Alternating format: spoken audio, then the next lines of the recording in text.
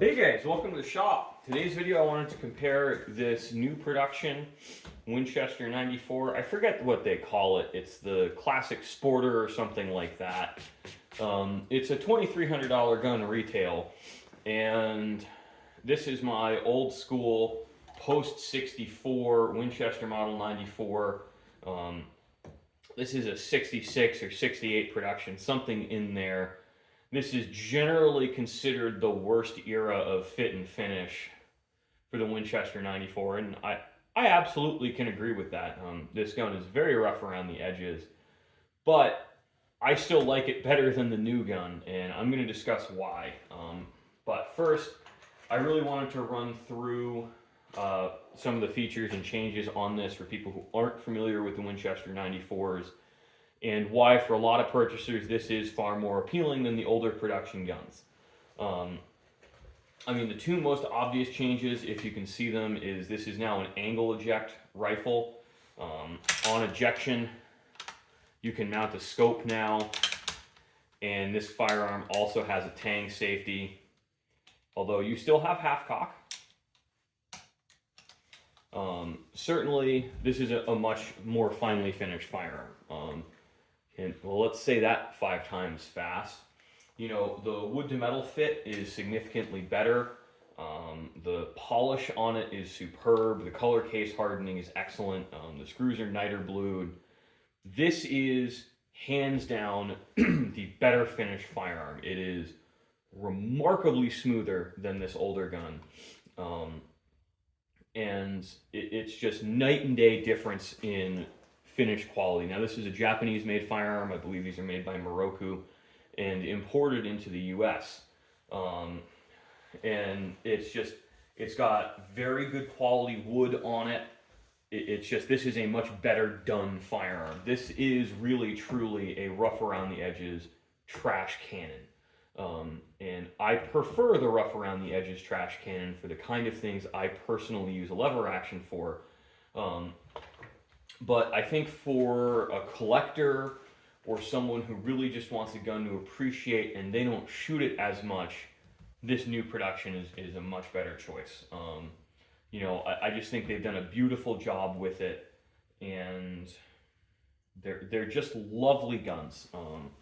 It's hard to find any fault with the way it's been, you know, assembled or fit. The only thing, and this is really universal on all of these new guns, is they don't finish the inside of the wood. They just spray finish the outside. This customer complained of having some shrinking and swelling issues on the forend, so I pulled it apart. I epoxy bed everything, so it's a really nice tight fit, and that also seals the end grain. And then I paint 1 or 2 coats of finish depending on how much it sucks up inside.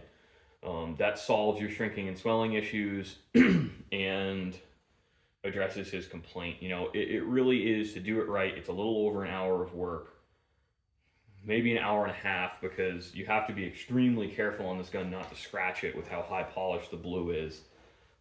I'm afraid if I sneeze on it, we're going to get scratches.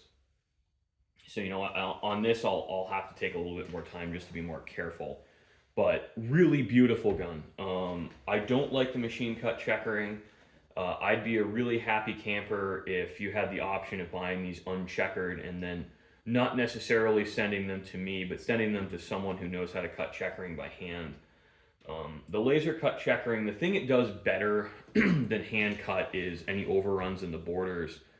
But when it comes to actually pointing the diamonds and making them look right, it does a really bad job. And what astounds me is this program, we have half thick diamonds on a couple of these edges. So the diamond ratio isn't the same as the layout ratio on the outside, which is not something I've seen before in machine cut checkering like this. I do wonder if this is one of the early production guns and the layout pattern has changed. That drives me a little bit crazy, but in all honesty, guys, when you're looking at price point in today's world, this gun at $2,300 is really a bargain. It's very hard to get better fit and finish than this on a mass market firearm with this quality wood and this quality case hardening and bluing, you absolutely, and I can do quality of work that blows this out of the water, but I'm not going to be able to do it at that price point. For me to do better than this, we're going to be looking at probably $2,000 or $2,500 in labor plus $400 or $500 in the wood materials. So you're looking at a much more expensive gun than an off the shelf. Now, if that last little bit really matters to you, the custom route totally makes sense. In all honesty, I do think an okay job bluing, the nuances in a bad bluing job, the average customer doesn't see as much as the nuances they see in checkering and wood finishing, because they're a little bit easier to identify. Now, a really bad bluing job is always obvious, but a decent bluing job, the Joe Blow doesn't see as much of a difference between a decent quality bluing job and a world-class quality bluing job. Like, it's obvious, but it's not, people don't get as excited about it. I've, in my experience, customers tend to select wood grain over almost anything else. And as you can see in this video, this does have very good quality timber for a mass market gun. If this didn't have the carbine style butt plate, I would love this rifle and I'd be in love with it. The carbine style butt plate is a deal breaker for me. The way I shoulder a rifle and my physiology and the size of my upper arms, this radius just pokes me and it's painful to just shoulder the gun. And this style butt plate has fallen out of favor also because, frankly, our shooting stances have changed since this style butt plate was commonplace. Historically speaking, we had much longer, heavier rifles where they would be shot across the chest for support, and this butt plate would be sitting more on your bicep. We now shoot in our shoulder pockets, so understanding that context, I think, for lack of a better way to put it, that butt plate is an anachronism, and a beautiful one nonetheless. But I'm not a huge fan. I wouldn't buy one of the new production Winchester 94s because, to me, they're beautiful wall hangers, and my beautiful wall hangers are guns I built myself. Everything else I own would fit the definition of a trash cannon. And I just wanted to grab my Winchester 94, and I'll talk about some of the early post-64 changes we would see relative to the modern guns, beyond just the obvious of the angle eject and the tang safety. Now, this gun, the hammer's also drilled and tapped for a hammer spur. I'm kind of okay with those on the lever actions that have a tang safety. I'm not okay with them on the guns that don't have tang safeties. And it will become immediately obvious in a few moments if you're not familiar with how half-cock works on these guns. So, this firearm is unloaded, but this is an early post-64 Winchester 94. One of the immediately obvious things you see on these is there's no blooming left on the receiver. Now, I don't know if they're what we would refer to today as MIM or if they're investment cast receivers. I can't find a straight answer on it. All I see is they're cast. I've never seen one of these blown up, so I don't feel uncomfortable with it from their safety. I just think the alloy and porosity they use doesn't take caustic bluing well. I think it was too high in nickel and chromium. So you'll see a lot of these receivers are purple and rusty, and you'll see on the grip there's just absolutely no bluing on the top of the tang. I don't mind that. I do maintain my firearms, so I'm not terribly concerned about rusting or pitting. And the single reason I have a huge soft spot for the older Winchesters and any of their Connecticut-made guns is I am a Connecticut boy. I grew up there. I was actually fortunate enough to work with a couple of the guys who worked in the Winchester custom shop before it closed, and they're really fantastic gunsmiths. They are very much competitive with any of the top name guys you see today. They just worked for Winchester. And the reason they were able to do that is they were all specialists. And the one guy I'm thinking of, I'm drawing a blank on his name now, but he's honestly one of the nicest, kindest people I've ever gotten the fortune of working with, and he taught me a tremendous amount about gunsmithing, and he's one of the reasons I'm able to do the work that I do now is because I learned from him. So for me, any gun that came out of the factory he worked in, and I'd like to find a couple of the super grade Winchester 70s that came out of the shop while he was working, because I know he will have worked on them. I'd like to get that just for nostalgia's sake. But unfortunately, they're not in my price range right now. So we'll get back to the guns and stop having story time. So what real mechanical differences set this apart from the new production angle ejects? And on the outside, you'll see there's no tang safety and there's no slot in the receiver so the cartridges can go out the side. And this relies solely on half cock. So the reason I don't like hammer spurs is because they tend to stick out from the side of the gun. So if you carry this on your left side, it's very easy to catch the hammer spur on the side and bring the gun to full cock so you can accidentally fire it. Now that's less of an issue with the Winchester 94s because we have this spring-loaded safety here. Now this newer gun really does require much more grip pressure to disengage that safety, and it actually has a worse trigger on it. This is like a solid 4-pound super crisp trigger. I'd say this is like 5.5 pounds and a little creepy. Now, why is that? A part of that is this has the original leaf spring design, and the leaf spring design lower tang reportedly gives a much better trigger pull from the factory.